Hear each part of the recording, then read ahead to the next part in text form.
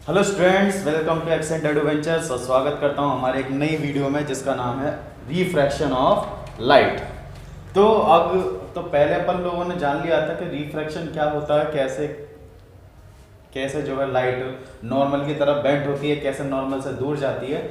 और हमने ये भी जाना था कि जो रिफ्रैक्शन जो होता है वो अलग अलग मटेरियल में अलग अलग तरीके से होता है।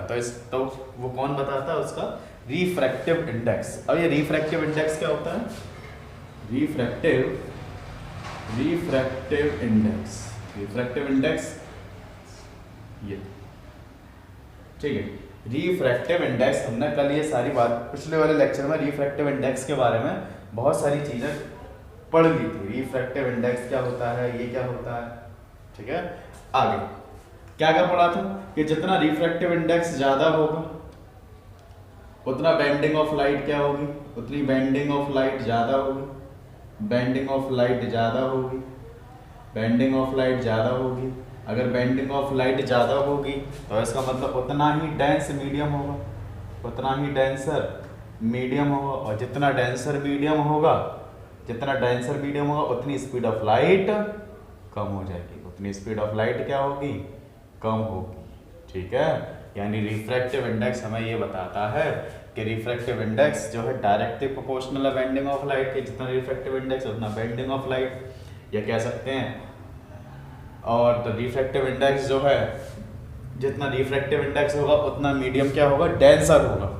और रिफ्रैक्टिव इंडेक्स जितना ज़्यादा होगा उतना ही कम क्या होगी भाई, velocity of light. Velocity of light होगी, ठीक है, वेलोसिटी ऑफ लाइट होगा।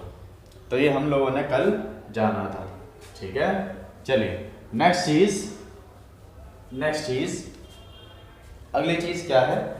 अगली चीज है, जैसा कि अभी मैंने बताया कि जो रिफ्रैक्टिव इंडेक्स है वो इनवर्सली प्रोपोर्शनल है वेलोसिटी इन मीडियम। क्या मैं कह सकता हूँ वेलोसिटी इन मीडियम, ठीक है, वेलोसिटी इन मीडियम। तो बताओ refractive index in glass with respect to air, refractive index of glass with respect to air मान लो ये है, जैसे तो ठीक है। ये इसका क्या है, नोटेशन है, इसको दिखाते हैं ऐसे, ये नोटेशन, ठीक है। जैसे मैं तुमसे कहूँ refractive index of water with respect to glass, यानी ये वाटर का रिफ्रैक्टिव इंडेक्स है किसके रिस्पेक्ट में, ग्लास के रिस्पेक्ट में। और मैं तुमसे कहूँ कि refractive index of honey with respect to air, ये एयर के रिस्पेक्ट में है, ठीक है। तो इसको ऐसे नोटेशन करते हैं, ऐसे नोट करते हैं, इसका नोटेशन इस टाइप से होता है, ठीक है।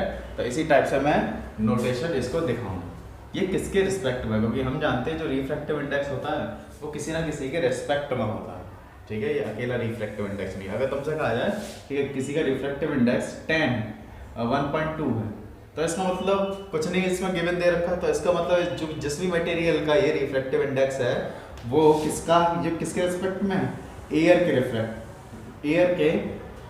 रिस्पेक्ट में। यानी हम कहेंगे कि रिफ्रैक्टिव इंडेक्स ऑफ मीडियम जो है वो एयर के रिस्पेक्ट में है। किसके रिस्पेक्ट में है, ये एयर के। अगर मेंशन ना दिया गया हो, if they are not mention, ठीक है। अगर मेंशन ना किया गया हो तो हम कहेंगे, क्या कहेंगे, कि ये इसके रिस्पेक्ट में, ठीक है, ये इसके रिस्पेक्ट। इतना हमें समझ में आया कि जो रिफ्रैक्टिव इंडेक्स है वो वेलोसिटी ऑफ लाइट होता है, इनवर्सली प्रोपोर्शनल होता है, ठीक है। अब ये जो रिफ्रैक्टिव इंडेक्स है वो दो तरीके के होते हैं। कितने तरीके के?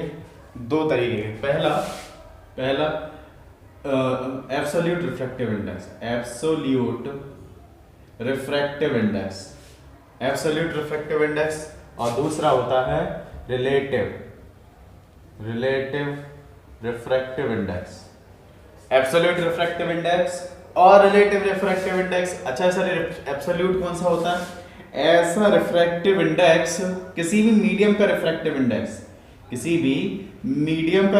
इंडेक्स, किसके रिस्पेक्ट में, एयर के रिस्पेक्ट में। किसके रिस्पेक्ट में? एयर के रिस्पेक्ट में। अगर मैं तुमसे कहूँ कोई मीडियम जो है, कोई मीडियम है, ये मीडियम है और वो कहाँ से रे आ रही है, एयर से, तो तुम ये कहोगे कि ये उस मीडियम का रिफ्रैक्टिव इंडेक्स है, किससे, एयर के रेस्पेक्ट में। अगर मैं तुमसे कहूँ कि यहाँ ग्लास है, कोई भी मीडियम m1 है और यहाँ पर दूसरा मीडियम है क्या, m2, तो हम ये कहेंगे कि रिलेटिव रिफ्रैक्टिव इंडेक्स एयर के रेस्पेक्ट में नहीं होगा, किसी दूसरे मीडियम के रेस्पेक्ट में दूसरे का रिफ्रैक्टिव इंडेक्स होगा।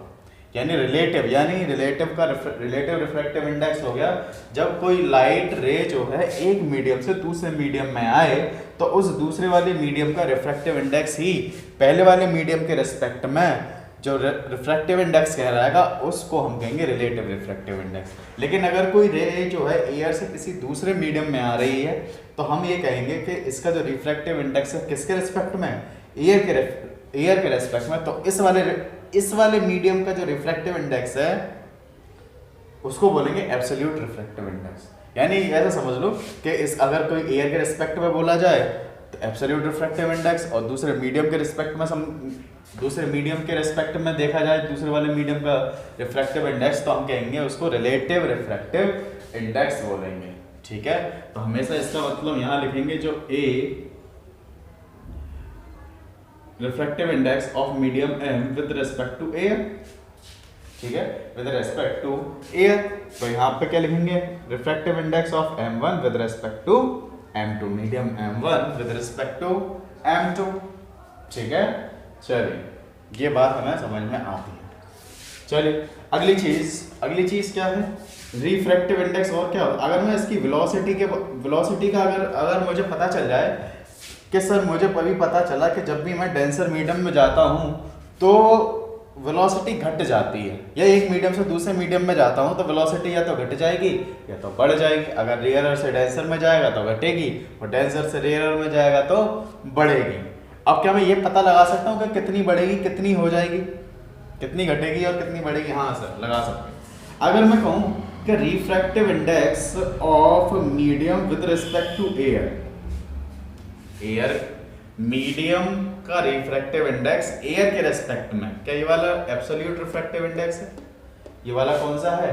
Absolute refractive index. तो हम लिखेंगे speed of light in air, यानी एयर में refractive index upon speed of light in air, यानी एयर में speed of light upon speed of light in medium,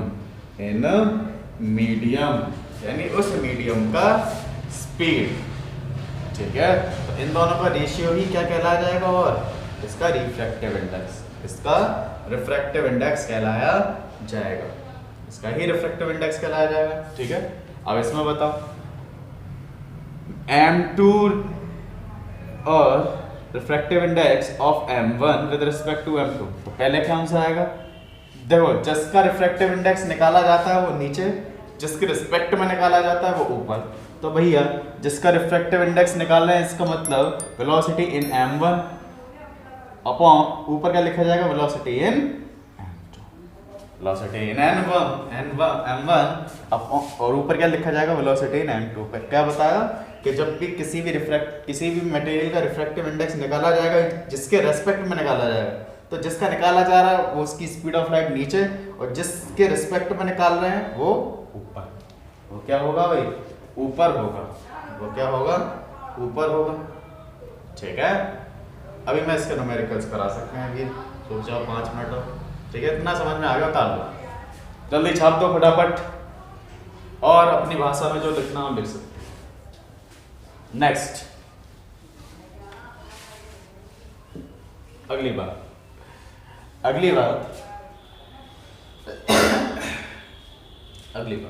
हमने देखा कि velocity of A with respect to B, velocity of medium A, refractive index of A with respect to B, medium B, क्या होगा, velocity in B upon velocity in, यही होगा, यही है सही, velocity in v upon velocity of a। तो इसको मैं ऐसे भी लिख सकता हूँ 1 upon va upon vb, va upon vb, इसको मैं नीचे उतार लाया इसको क्या कर रहा है, नीचे उतार रहा है। तो हम कहेंगे refractive index of A with respect to b is equal to 1 upon, इसको क्या लिखें, velocity of sorry refractive index of b with respect to a. ये तो उल्टा हो गया। अगर मुझे ए का रिफ्रैक्टिव इंडेक्स बी के रेस्पेक्ट में दे रखा है और इसका उल्टा निकालना है, बी का रिफ्रैक्टिव इंडेक्स निकालना है ए के रेस्पेक्ट, तो इसको क्या कर दो, रिवर्स कर दो, यानी इसका क्या करना है, रेसिप्रोकल लेना है। तो हमें पता चल जाएगा इसका उल्टा, इसका हमें क्या पता चल जाएगा, उल्टा हमें पता चल जाएगा। जैसे मैं तुमसे एक सवाल करूं कि अगर मैं तुमसे कहूं कि refractive index of glass with respect to air वो है 1.5 मान लो, है ना, तो मुझे निकालना है refractive index of air with respect to glass. अब मुझे एयर का निकालना है ग्लास के रिस्पेक्ट में। अब मुझे ग्लास का तो दे रखा है एयर के रिस्पेक्ट में 1.5, लेकिन अब मुझे एयर का निकालना है ग्लास के रिस्पेक्ट में, यानी एयर कितनी ज़्यादा डेंस है या रेयर है, तो निकालेंगे 1 अपॉन, मैंने जब भी अभी बताया था इसका उल्टा कर देते हैं, इसका क्या कर दो, रेसिप्रोकल ले लो। जब भी मुझे इसका उल्टा करना हो तो मुझे इसका रेसिप्रोकल लेना पड़ेगा, ठीक है। अब ये बताओ कि ये 1 से कम आएगा या इससे कम ही आएगा, इससे तो कम ही आएगा। चलो इसको हटाएंगे, पॉइंट हटाएंगे तो 0 बनेगा, और ये क्या आएगा 2 बार और ये 3 बार, तो यानी 2 अपॉन, इसका रिफ्रैक्टिव इंडेक्स कितना आ जाएगा 2/3। ये किसके रेस्पेक्ट में, ग्लास के रेस्पेक्ट में, ठीक है। एयर का रिफ्रैक्टिव इंडेक्स ये नहीं होता है, लेकिन ग्लास के रिस्पेक्ट में ये होता है, ग्लास के रिस्पेक्ट में ये होता है, ठीक है। देख लो ऐसे अपन लोग करेंगे, ठीक है। अब रिफ्रैक्टिव इंडेक्स क्या क्या है, पहला refractive index is unitless quantity, unitless quantity है। रिफ्रैक्टिव इंडेक्स क्या होता है, एक यूनिटलेस क्वांटिटी, यानी इसकी कोई भी यूनिट नहीं होती। तो बताओ दोनों की वेलोसिटी का रेशियो लेंगे तो मीटर पर सेकंड से मीटर पर सेकंड गायब ही हो जाएगा, और मीटर पर सेकंड से मीटर पर सेकंड गायब हो जाएगा, तो क्या यूनिटलेस बचेगा, क्या यूनिटलेस ही रहेगा वो, तो क्या भाई यूनिटलेस। अब चलिए कुछ क्वेश्चंस करते हैं और देखते हैं कि हमें कितना समझ में आया। चलो बताएं कि अगर कोई रे, एक लाइट है जो एयर में आ रही है, एयर से आ रही है और जा किस में रही है, मान लो वाटर में जा रही है, वाटर में जा रही है, ठीक है, जा रही है, और ये जो एंगल है वो 60 डिग्री, और ये जो हुआ ये वाला जो एंगल है वो 30 डिग्री, यानी हमें गिवन में दे रखा है कि angle i is equal to 60 degree और angle r is equal to 30 degree. तो पूछा गया find the speed of light, ऐसा करो, find the refractive index of water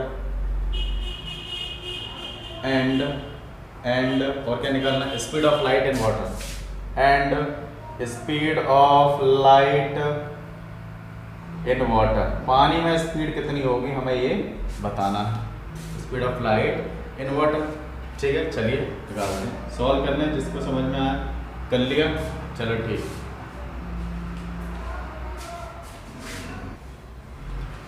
चलो कर ही लिया होगा, लाओ पहले निकालते हैं।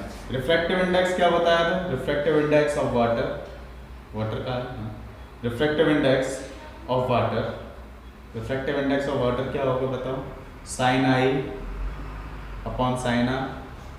अरे स्नेल्स लॉ लगा दिया पहले, तो क्या मुझे आई और आर दे रखा था, तो रिफ्रैक्टिव इंडेक्स ऑफ वाटर क्या होगा बताओ, साइन आई, साइन कहाँ से आई, साइन 60 से आई, और साइन आर यानी साइन 30 पे आई, कितना हुआ, साइन 60 कितना होगा बताओ, साइन 60 होगा 1/√3/2, √3/2,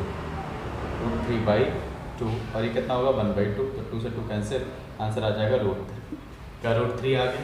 अब हम जानते हैं कि रिफ्रैक्टिव इंडेक्स ऑफ वाटर, तो ये पहला आ गया, तो रिफ्रैक्टिव इंडेक्स क्या आएगा बताओ वाटर का, refractive index of water is equal to √3, क्या √3 आ गया। अब नेक्स्ट दूसरी, ये पहला पार्ट हो गया, दूसरा फर्स्ट पार्ट, सेकंड पार्ट ये है कि स्पीड ऑफ लाइट बताना वाटर में, स्पीड ऑफ लाइट बताना वाटर में, पहले बनाते हैं कि जो refractive index of water with respect to air होता है वो refract velocity in air upon velocity in water हो।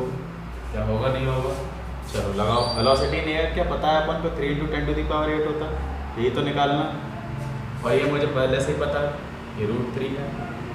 ठीक है, चलो मैं इसको इधर लिख दूँ, इसको अपन लोग इधर लिख रहे हैं 3 × 10⁸ और VW। तो क्या आ जाएगा, VW कितना आ जाएगा, VW कितना आएगा,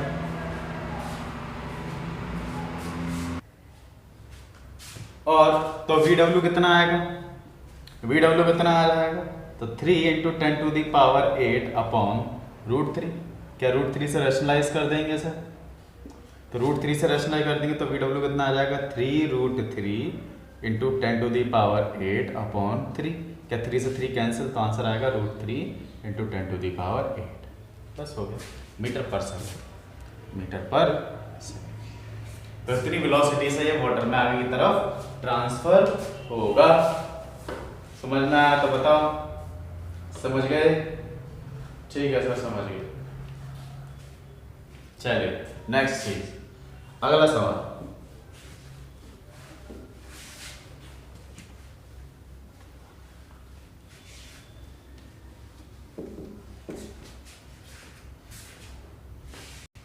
उम्मीद है कर लिया होगा। ए लाइट ऑफ वेवलेंथ, चलो मैं अपना कराता हूँ। A light of wavelength 500 nanometre enters in a glass of refractive index 1.5। Find the speed and frequency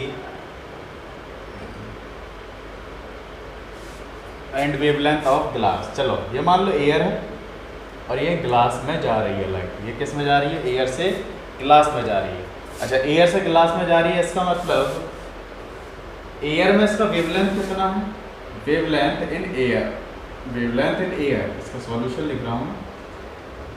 wavelength in air कितना, 500 नैनोमीटर।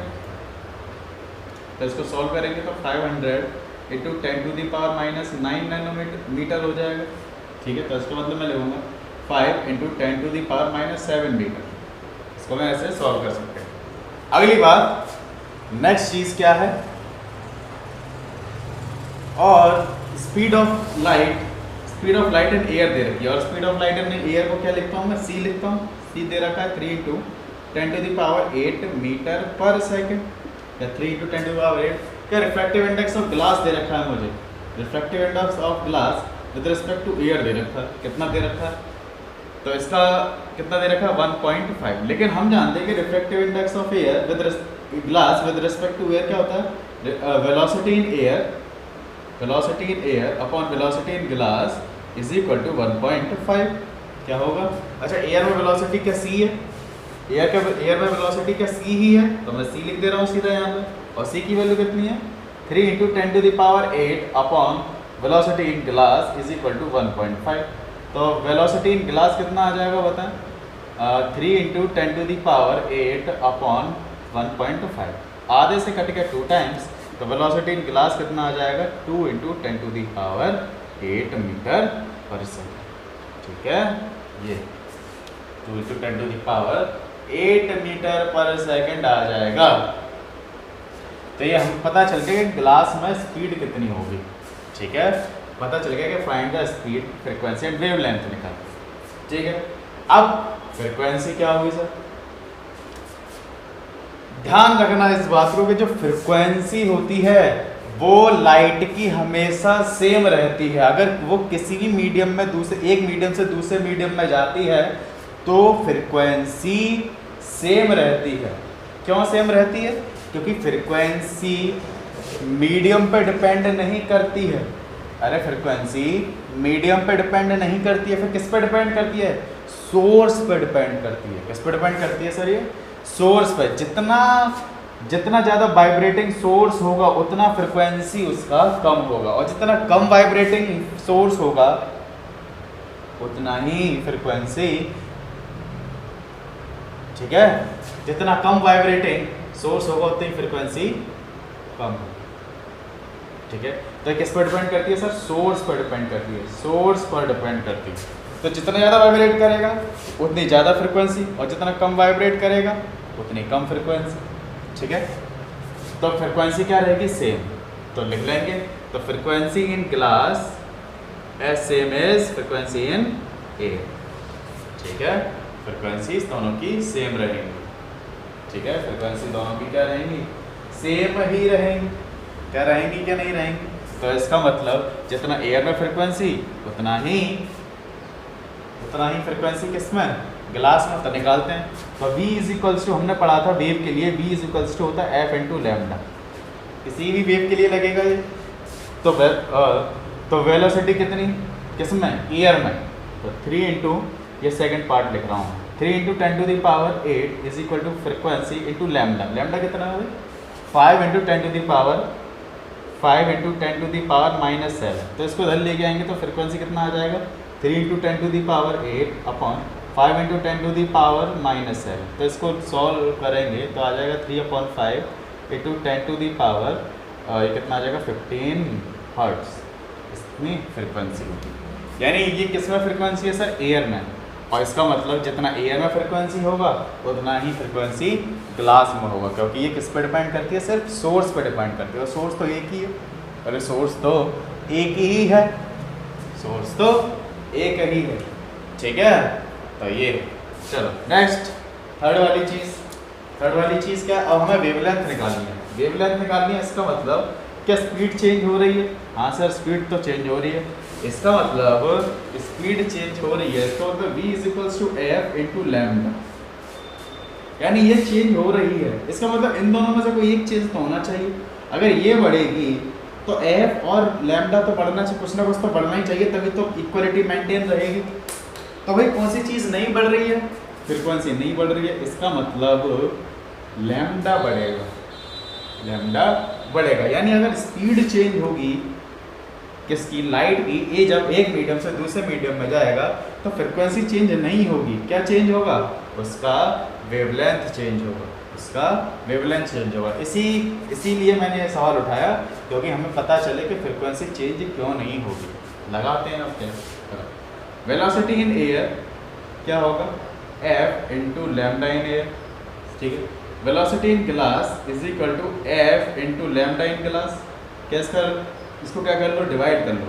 तो VA upon VG is equal to F into lambda a upon F into lambda ji.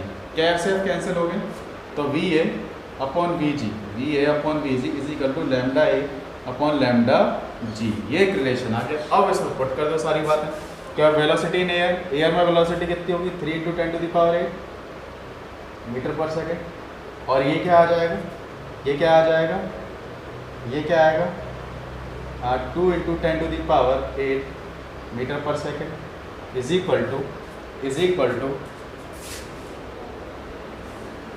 Equal to क्या लिखेंगे, lambda in air में lambda, अरे air में lambda कितना था sir, 500 nanometre, यानी 5 into 10 to the power -7 metre. और हमें लैम्डा निकालना है किस में, ग्लास में निकालना। तो जब हम सॉल्व आउट करेंगे तो इसका आएगा 1.5 और इसका आएगा 5 into 10 to the power -7 upon lambda into g, lambda g. यानी क्या है, वेवलेंथ इन ग्लास। तो वेवलेंथ इन ग्लास कितना हो जाएगा बताओ, 5 into 10 to the power -7 upon 1.5। तो इससे कट आउट करेंगे तो 50 आ जाएगा, 5 3 जा 50, 5 10 जा, तो ये आ जाएगा 3.34 into 10 to the power -7 metre. तो इसका लैम्डा आ जाएगा ये। तो इसका तो भी देख रहे हो कि लैम्डा क्या हो जाएगा, घट गया।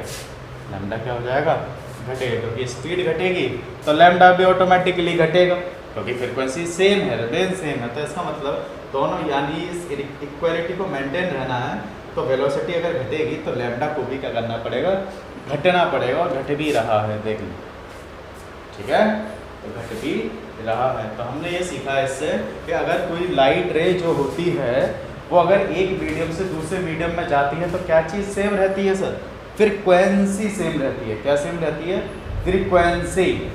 ठीक है, फ्रीक्वेंसी सेम रहेगी, स्पीड बदल जाएगी और वेवलेंथ बदल जाएगा, लेकिन फ्रीक्वेंसी एक ऐसा महामक्कार आदमी है जो बहुत ज़्यादा डीठ है, वो कभी बदलेगा नहीं, तो आई होप ये तुम्हें चीज़ें समझ में आई होंगी। ये कहाँ से आया v is equals to F lambda, जो हम जब क्लास 9th में तुम लोगों को पढ़ाया गया होगा। क्या पढ़ाया गया होगा सर? साउंड चैप्टर पढ़ाया गया होगा, तो इसमें इस फॉर्मूले का जिक्र जरूर किया होगा, क्योंकि ये फॉर्मूला जो है हर एक वेव के लिए, चाहे इलेक्ट्रोमैग्नेटिक हो, चाहे मैकेनिकल हो, चाहे नॉन मैकेनिकल हो, कैसी भी वेव हो, सबके लिए वैलिड है। ठीक है, सबके लिए क्या है ये? वैलिड है। ठीक है भाई, समझ में आ गया। चलो अगला सवाल तुमसे पूछा गया है, एक और मैं करा रहा हूँ। एक तुमसे कहा कि एक लाइट है जिसमें 3 मीडियम दे रखे हैं, x, y और z। x, y और z। तो जब वो x, ठीक है, जब वो x में एंटर करती है, तो उसका स्पीड कितना हो जाता है? उसका स्पीड हो जाता है 1.5 इंटू 10⁸ मीटर पर सेकंड। जब y में एंटर करती है तो हो जाता है,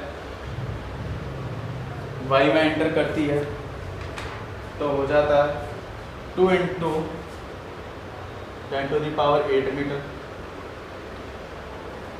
और जब z में एंटर करती है तो हो जाता है 2.5 इंटू 10⁸ मीटर पर सेकंड। तो हमें बताना है find refractive index of x with respect to y, refractive index of y with respect to x, refractive index of z with respect to y, refractive index of z y with respect to z, refractive index of x with respect to z, refractive index of z with respect to x। भाई साहब ये क्या बना दिया मैंने कुछ नहीं, देखो बहुत आसान है। ठीक है, चलिए ये हमें सारी चीज़ें फाइंड करनी है, ठीक है। चलिए लगाते हैं, कि करके सारे फॉर्मूले लगाता हूँ। चलो तुम्हारे सामने लगाओ। अच्छा एक बात बताओ, इनमें से सबसे ज़्यादा डेंसर कौन है? जिसमें स्पीड ऑफ लाइट कम है, क्या किसमें कम दिख रहा है? x, यानी x तो सबसे ज़्यादा डेंसर है, फिर उसके बाद y, फिर उसके बाद z, यानी सबसे ज़्यादा डेंसर कौन है? x ज़्यादा डेंसर। अब तुम बताओ सबसे ज़्यादा बेंड कौन करेगा? जो सबसे ज़्यादा डेंस होगा, ठीक है। चलिए तो बताओ इसकी बताओ, तो इसमें क्या होगा? Velocity of y with respect upon velocity of x, यही ऐसे लिखेंगे ना। चलो अब इसके बाद क्या करें? रेशियो ले लो। अब क्या दिक्कत कहाँ आई है? अच्छा ये कौन से रिफ्रैक्टिव इंडेक्स हैं? रिलेटिव है या एब्सोल्यूट है? सर ये रिलेटिव है, क्योंकि एक दूसरे के रिलेटिव में पूछे गए हैं रिफ्रैक्टिव इंडेक्स, ठीक है। तो वेलोसिटी इन y का रिफ्रैक्टिव 2 इंटू 10⁸ अपॉन x का कितना? 1.5 इंटू 10⁸। तो आंसर आ जाएगा 10⁸ से 10⁸ कट गया तो 20/15 यानी 4/3 आ जाएगा। इसका बता, इसका कितना आएगा? अब इसका उल्टा, अरे ये तो इसका उल्टा, है ना। Refractive index of x with respect to y, तो इसका मतलब refractive index of y with respect to x, यानी मुझे इसका उल्टा करना पड़ेगा, और इसका उल्टा करना पड़ेगा, तो ये आंसर आ जाएगा 3/4। अरे अभी बढ़ाया था। जब भी मुझे एक का रिफ्रैक्टिव इंडेक्स दूसरे के रिस्पेक्ट में दे रखा हो, तो दूसरे का रिफ्रैक्टिव इंडेक्स पहले वाले के रिस्पेक्ट में अगर निकालना हो तो इसका रेसिप्रोकल कर दो, इसका रेसिप्रोकल कर दिया अपन। चलो नेक्स्ट चीज़, velocity of y with respect to velocity of z, ये हो जाएगा, ठीक है।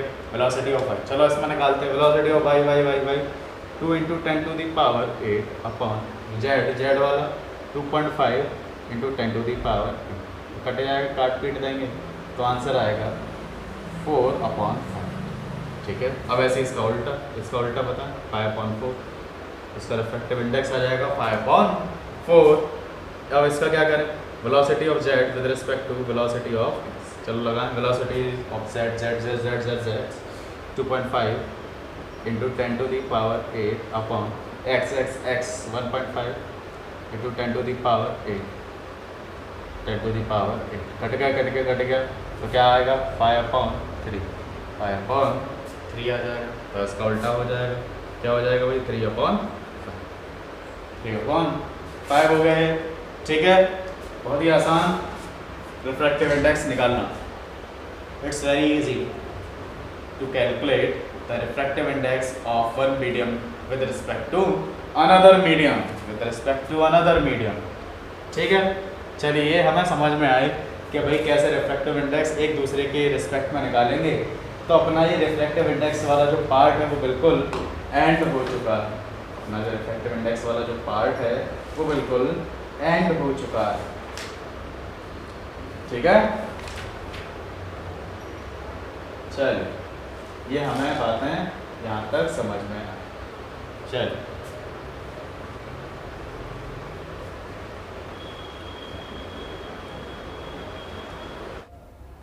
अब इसके बाद हम पढ़ेंगे रिफ्रैक्शन थ्रू ग्लास लैब। और ग्लास लैब से रिफ्रैक्शन कैसा होता है? ग्लास लैब कैसा होता है सर? ये एक रेक्टेंगुलर जैसा होता है, ये एक रेक्टेंगुलर स्लैब होता है। तुम लोगों ने बायोलॉजी में एक्सपेरिमेंट करे होंगे, जो स्लैब वगैरह होते हैं, छोटे छोटे कांच के टुकड़े जो होते हैं वो कैसे होते हैं? रेक्टेंगुलर। इन्हीं को बोलते हैं ग्लास स्लैब। तो किसका बना होता है सर? कांच का बना होता है। अच्छा, ग्लास स्लैब है तो मतलब कांच का ही होगा, है ना? Glass slab. ठीक है, ये ग्लास स्लैब है। ठीक है भाई, समझ में आता है। चलो अब देखो, अगर चलो मैं इसको थोड़ा बड़ा बनाते हैं, इसको थोड़ा बड़ा बनाते हैं, इसको बड़ा बनाते हैं। ये एक ग्लास स्लैब है, ठीक है, समझ में आ गया? ये क्या है? ग्लास स्लैब है। Okay nice, glass slab. ये किसका बना है सर? ग्लास का बना, ग्लास का बना। अब देखो, कोई रे अगर इंसिडेंट होती है, अगर कोई रे इस पे आई, कोई रे अगर ऐसे आई, कोई रे अगर ऐसे आई तो क्या होगा सर? अरे सर ये तो एयर है, अरे यहाँ सर तो एयर है, हवा में रखा हुआ है। तो एयर रेयर से डेंसर में गई कोई लाइट, तो रेयर से डेंसर में जाएगी, तो तुम ही बताओ, तो बेटे तुम ही बताओ क्या होगा? क्या होगा कि ये जो है क्या कर जाएगी sir? Bend toward the normal कर जाएगी, नॉर्मल की तरफ आ जाएगी। यानी ये क्या होगा? नॉर्मल की तरफ बेंड हो जाएगी। ठीक है, नॉर्मल की तरफ बेंड हो जाएगी। ठीक है, नॉर्मल की तरफ, समझ में आ गई? ठीक है, नॉर्मल की तरफ बेंड हो गई। अब जैसे ही इस वाले सरफेस पर आई, मान लो सरफेस S1 है और सरफेस S2 है, तो जब सरफेस S1 की सरफेस S1 से गई तो नॉर्मल की तरफ बेंड हुई, लेकिन फिर से इस पर नॉर्मल खींचेंगे तो अब सरफेस S2 पर आ गई वो लाइट। और अगर सरफेस S2 पर अगर वो लाइट आई तो हम देखेंगे कि जो लाइट है वो डेंसर से रेयरर में जा रही है। वो लाइट जो है डेंसर से रेयरर में जा रही है, इसका मतलब ये bend away from the normal हो जाएगी। ये क्या हो जाएगी? Away from the normal, away from the normal हो जाएगी। तो इसको बोलते हैं इंसिडेंट रे। इंसिडेंट रे, अरे वही सारी बात है, इंसिडेंट रे बोलेंगे। इसको बोल रहे हैं एंगल ऑफ इंसिडेंस बोलेंगे। अच्छा, इस वाले एंगल को क्या नाम देंगे? Angle of refraction, angle. अच्छा, ये भी रिफ्रैक्ट हो रहा है, ये लाइट, ये भी लाइट रिफ्रैक्ट हो रही है, तो इसको भी एंगल आर ही बोलेंगे। तो देखो इसमें दो angle of refraction, angle R1 और एंगल R2। और ये लाइट जैसे ही बाहर निकल रही है तो इसको बोलते हैं इमरजेंट एंगल, इमरजेंस एंगल, या angle of emergence, angle of emergence. और इस वाली रे को बोलेंगे रिफ्रैक्टेड रे, रिफ्रैक्टेड रे। और इस वाले को बोलते हैं इमरजेंट रे। क्या बोलेंगे इसको? Emergent ray. ठीक है, इसको क्या बोलेंगे? Emergent ray. इसको इमरजेंट रे बोला जाएगा। ठीक है, इसको क्या बोलेंगे? Emergent ray. अब जब ये आगे की जब हम तो तुम ही देखो, अगर ये ग्लास स्लैब ना होता, अगर ये ग्लास स्लैब ना होता तो ऐसे चली जाती। क्या ऐसे चली जाती? जाती क्या नहीं जाती? अगर ये ग्लास स्लैब ना होता तो ये ऐसे चली जाती। ठीक है, लेकिन ग्लास स्लैब होने के कारण उसने अपनी डायरेक्शन ही चेंज कर दी, उसने अपनी डायरेक्शन चेंज कर दी। और इसने क्या किया? अपनी ओरिजिनल पाथ से शिफ्ट कर गई, अपने ओरिजिनल पाथ से क्या कर गई? है शिफ्ट कर गई। इसी को बोलते हैं लेटरल शिफ्ट, लेटरल शिफ्ट बोलते हैं, या इसी को बोलते हैं लेटरल डिस्प्लेसमेंट या डिस्प्लेसमेंट। लेटरल शिफ्ट या लेटरल डिस्प्लेसमेंट बोला जाता है। ठीक है, लेटरल डिस्प्लेसमेंट बोला जाता है। ठीक है, तो लेटरल डिस्प्लेसमेंट क्या होता है सर, जब हम किसी इंसिडेंट रे को आगे की तरफ बढ़ाते हैं और जब इमरजेंट रे के परपेंडिकुलर डिस्टेंस जो शिफ्ट पैदा होता है उसी को बोलते हैं लेटरल शिफ्ट या लेटरल डिस्प्लेसमेंट। ये कह सकते हैं जो इंसिडेंट रे जितना डिस्प्लेस कर गई उसी को बोलेंगे लेटरल डिस्प्लेसमेंट। ठीक है, ये लेटरल डिस्प्लेसमेंट हो गया। ठीक है, लेटरल डिस्प्लेसमेंट हो गया। ठीक है भाई, समझ में आ गया सर लेटरल डिस्प्लेसमेंट। अब ये जो लेटरल डिस्प्लेसमेंट है वो किन किन बातों पे डिपेंड करता है। लेटरल डिस्प्लेसमेंट जो है किन किन बातों पे डिपेंड करता है। पहली बात, factors affecting lateral displacement, LD लिख रहा हूं। ठीक है, पहला एंगल ऑफ इंसिडेंस पर, जितना एंगल ऑफ इंसिडेंस ज्यादा होगा उतना लेटरल डिस्प्लेसमेंट ज्यादा होगा, लेटरल डिस्प्लेसमेंट उतना ही ज्यादा होगा। तो ध्यान रखेंगे जितना एंगल ऑफ इंसिडेंस ज्यादा उतना ही लेटरल डिस्प्लेसमेंट ज्यादा होगा इसमें।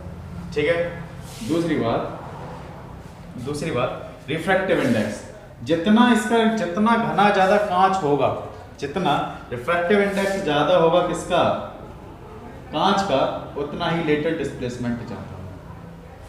तीसरी बात थिकनेस, ये T मान लो T है, थिकनेस है। जितनी थिकनेस ज्यादा होगी उतना लेटरल डिस्प्लेसमेंट भी ज्यादा होगा, चौथा, अगर लाइट की लैम्डा कम है उतना लेटरल डिस्प्लेसमेंट ज्यादा। ठीक है, लाइट का लैम्डा, ठीक है, लाइट का वेवलेंथ कम है उतना लेटरल डिस्प्लेसमेंट क्या होता है, ज्यादा। तो तुम भी बताओ, जब हम स्पेक्ट्रम पढ़ते थे थोड़ा बहुत, वेवग्योर, तो इधर से इधर जाने पे क्या होता था, वेवलेंथ बढ़ता था, उधर से इधर जाने पे फ्रीक्वेंसी बढ़ती थी। ठीक है, फ्रीक्वेंसी बढ़ती थी और वेवलेंथ घटता था, और यहाँ फ्रीक्वेंसी घटती है। तो जब हम इधर आएंगे तो वेवलेंथ किसका कम है सर, वायलेट रंग का सबसे ज्यादा कम है। तो इसलिए सबसे ज्यादा लेटरल शिफ्ट कौन देगा सर, वायलेट कलर देगा। अगर ये कैसी रे हो, व्हाइट लाइट हो, तो if this is a white light, अगर ये व्हाइट लाइट हो तो, ठीक है, ये व्हाइट लाइट हो तो, ठीक है भाई, इतना अपन को समझ में आ चुका है। ठीक है, चलिए, तो ध्यान रखेंगे जो रिफ्रैक्शन है इसको बोलते हैं इमरजेंट रे, इसको इंसिडेंट रे, इसको रिफ्रैक्टेड रे, है ना। अच्छा, एक बात और इसमें कि ये वाला जो एंगल है, एंगल R1 और एंगल R2, ये दोनों आपस में बराबर होंगे। क्यों बराबर होंगे, देखिए। अगली चीज इसमें क्या है कि इसमें जो एंगल हैं R1 और R2 वो क्या होंगे, बराबर होंगे। कैसे, ये एक लाइन पे नॉर्मल है, ये भी नॉर्मल, ये नॉर्मल है और ये भी नॉर्मल है, और ये तो ट्रांसवर्सल का काम कर रहा है। तो इसका मतलब ये R1 हो गया, ये R2, तो इसका मतलब angle R1 is equal to angle R2, यानी दोनों रिफ्लेक्टेड एंगल क्या होंगे, आपस में इक्वल होंगे। दोनों रिफ्लेक्टेड एंगल आपस में क्या होंगे सर, इक्वल होंगे। ठीक है, दोनों रिफ्लेक्टेड एंगल आपस में क्या होंगे, इक्वल होंगे। क्या होंगे, यस सर, बहुत बढ़िया। चलिए, अब एंगल आई जो होता है वो एंगल ई के बराबर होता है। इसमें पहला कंडीशन ये है, दूसरा ये है कि एंगल आई जो है एंगल ई के बराबर। कैसे होगा, हाँ मैं बता, मान लो ये वाला एंगल क्या है, एक्स है। ये वाला जो नॉर्मल के साथ जो बन रहा है एंगल, सर ये आर है, सर बोल दिया मैंने, ये वाला एक्स है, ये वाला एक्स है, ये एक्स है, ये एक्स है। अगर मैं इसको इमरजेंट रे आगे बढ़ाऊं तो ये भी एक्स ही होगा, अरे ये भी एक्स होगा। तो हम कह सकते हैं कि एंगल आई बराबर होगा x plus angle R1, x plus angle R1 हो। क्यों, क्योंकि ये देखो ये दोनों क्या है आपस में वर्टिकली अपोजिट एंगल, और x प्लस एंगल R2 वो होगा एंगल I के बराबर, लेकिन R1 और R2 बराबर, एंगल I नहीं एंगल E के बराबर, और R1 और R2 बराबर है तो जब इसको सब्ट्रैक्ट करेंगे तो ये भी कट जाएगा, ये भी कट जाएगा, तो यहाँ आ जाएगा angle I minus angle E is equal to 0, तो यहाँ से angle I is equal to angle, तो ध्यान रखेंगे इस बात का, क्या ध्यान रखेंगे इस बात का कि भाई किसी क्लास लैब में एंगल R1 और एंगल R2 क्या होते हैं, इक्वल होते हैं, और एंगल I और एंगल E भी क्या होते हैं, इक्वल, यानी angle of incidence is equal to होता है एंगल ऑफ इमरजेंस के बराबर। ठीक है, तो हमने पढ़ा कि क्लास लैब में जो एंगल ऑफ रिफ्रैक्टेड एंगल जो दोनों होते हैं वो बराबर होते हैं, और एंगल ऑफ इंसिडेंस और एंगल ऑफ इमरजेंस बराबर होते हैं।